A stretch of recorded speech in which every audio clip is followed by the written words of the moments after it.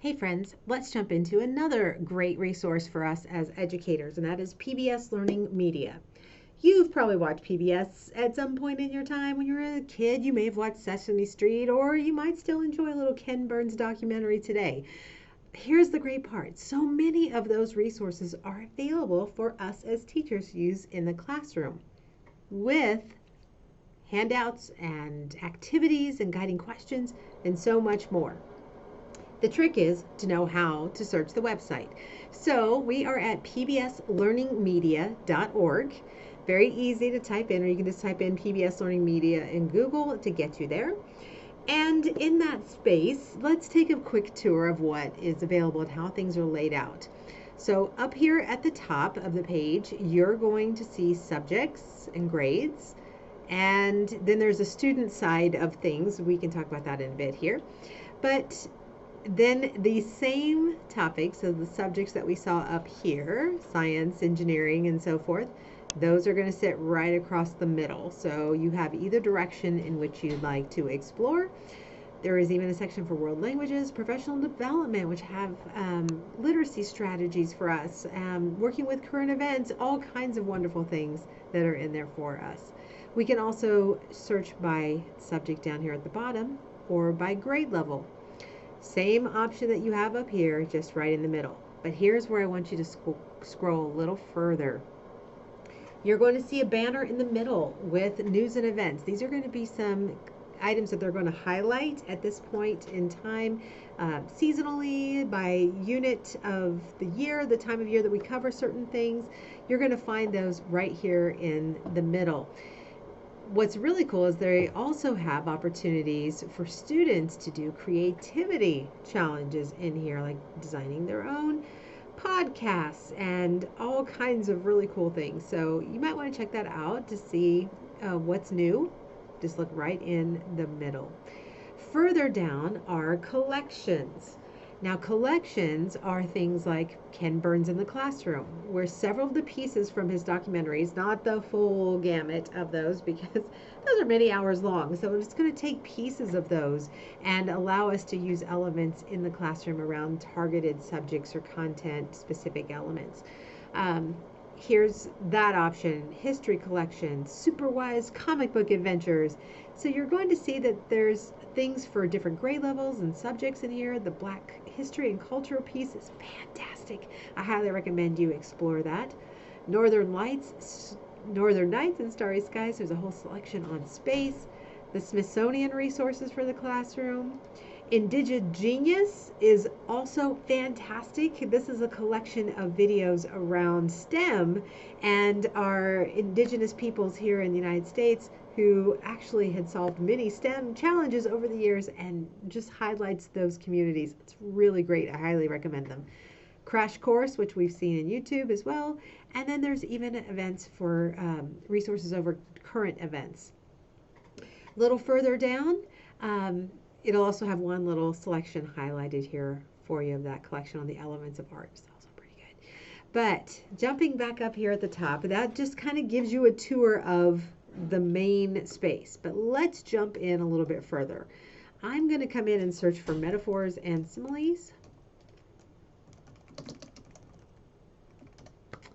And now we have the ability to do some filtering. We're going to start over on the left where I can narrow it down by grade level, subject, resource type, and because our workshop here is on video, we're going to just go ahead and click that video option. Or I could choose collection if I wanted to see other groups of things that are connected around that. For example, this collection is on literary elements and techniques, really good things. I can also narrow it down by time if I want it in different languages, and if I want the ability to download that video. Some of them do provide the copyright ability to do so. You can always stream pretty easily. And there are elements for accessibility. If I need to make sure that I have transcripts or captions available, I can narrow down from there. But let's pop into grades 3 and 5. And we're going to take a look right here at similes and metaphors with Arkansas Teacher of the Year 2018, Randy House. Randy's a good friend of mine, and she just has a tremendous collection of videos here inside of PBS Media that you could use in your classroom. They're so, so good. Here we have a little bit of an overview about it. This was a partnership with the Arkansas Department of Education, and there is a whole collection of her Rise and Shine connections in here. But if we pop on over and take a look in this one, I can see which standards are being met by her video. It's going to align to Kansas standards because I have created an account here. So if you want to make sure to see how they align with you, you can do the same. It costs nothing to get an account. Or how they're looking at nationwide college and career readiness standards, the Common Core, and so on. Now, with her video, we'll play just a little bit of it. Jump in here. Today, we're going to be learning all about similes and metaphors. Similes and metaphors are her topic here today. And I do have the closed caption, but I also can speed up or slow down the video if I need to. If I have students who need that accessibility feature, it is possible to do so. But let's take a look over on the left. I can share this directly into Google Classroom if I'm using that with my students. If I'm using Teams or Seesaw, or if I'm using Canvas, I know a few of us use that here in the district, I can just share the link with students here and then provide a copy of this link, and I can just share that with them. And notice that students don't have to have logins in order to see the video, so that makes it pretty simple along the lines. And I can also favorite this. So if I want to just browse in here, jump into kind of like a rabbit hole search and pull things that I want to possibly use later, just build and add favorites, and then I can come back to those later down the line. But notice over here on the right, in any of our videos here at PBS Learning Media, they've provided extra teacher supports in that. So if I want to extend that lesson, it's going to give me an idea that there's a handout if I want to explore that. And it takes me directly to the handout, which I can just print and use with my students. Yay for easy buttons. Seesaw users, I will tell you that you could import this PDF as it is, and students can write directly on it. That also works for you working in the Vills middle schools. If you find something in there, you can import the PDF into notes, and students can write directly on that with their iPads as well. And then a handout if I need those pieces. So it's pretty genius of what is in here. Let me pop back into the main page and let's go look at the student side of things.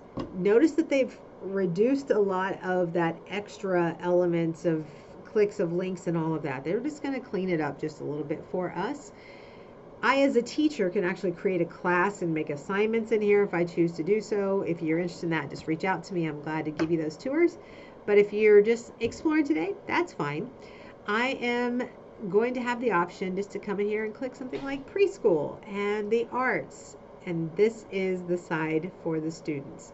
If I want to jump into music, I can see those pieces and jump in. Any one of those? Oh, this one jumped into grade 6 through 8, but I needed to make sure I choose the little ages of pre-K 8, and I want to uncheck that 6-8. Something I had selected earlier. Sorry for that, friends. But now we're getting down to those specific grade levels that is supportive for those kids. So that is a quick tour of PBS Learning Media.